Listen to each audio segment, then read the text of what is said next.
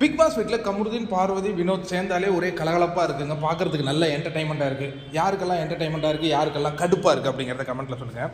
அதாவது என்னென்னா, இவங்களுக்குள்ளே பேசும்போது கொஞ்சம் ஜோவியலாக பேசிகிட்டு இருப்பாங்க. இப்போ எப்படியாவது வினோத்துக்கு வந்து கமருதீனுக்கு ஒரு கார் பார்வதி வீட்டிலேருந்து வாங்கி கொடுத்துடணும்னு முடிவு பண்ணியிருக்காருன்னு நினைக்கிறேன். முன்னவே ஒரு முறை இதை பற்றி பேசியிருந்தாங்க. அடுத்த நாளே இவங்க 2 பேரும் சண்டை போட்டுக்கிட்டாங்க. இப்போ மீண்டும் இதை பற்றி தான் டாக் ஓடிட்டுருக்கு. பார்வதி என்னென்னா, யாருக்குமே செலவு பண்ண மாட்டாங்களாங்க. பர்டிகுலராக ஃப்ரெண்ட்ஸுங்களுக்குலாம் செலவு பண்ண மாட்டாங்க. என்னடா ஃப்ரெண்ட்ஸுக்கு கூட செலவு பண்ணுறத கணக்கு பார்க்குறா அப்படின்ன ஒன்று. ஆமாம், நான் சென்னையில் மதுரையிலேருந்து சென்னை வந்து உழைச்சி கஷ்டப்பட்டுட்டு இருக்கேன். நான் எதுக்கு செலவு பண்ணணும்? நான் செலவு பண்ண மாட்டேன்.